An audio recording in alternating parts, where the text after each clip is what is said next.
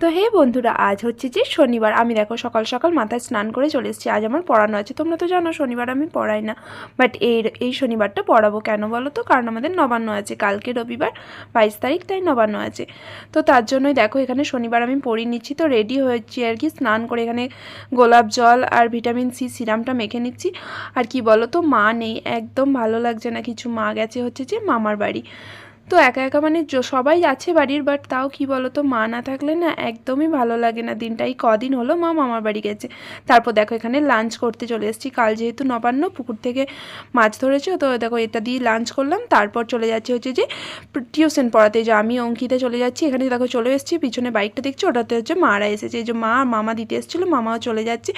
মা কেন গিয়েছিলো বলো তো? মামার 1 বছর পর বছর কি হলো, তার জন্য দেখো দেখতে দেখতে 1 বছর হয়েও গেল।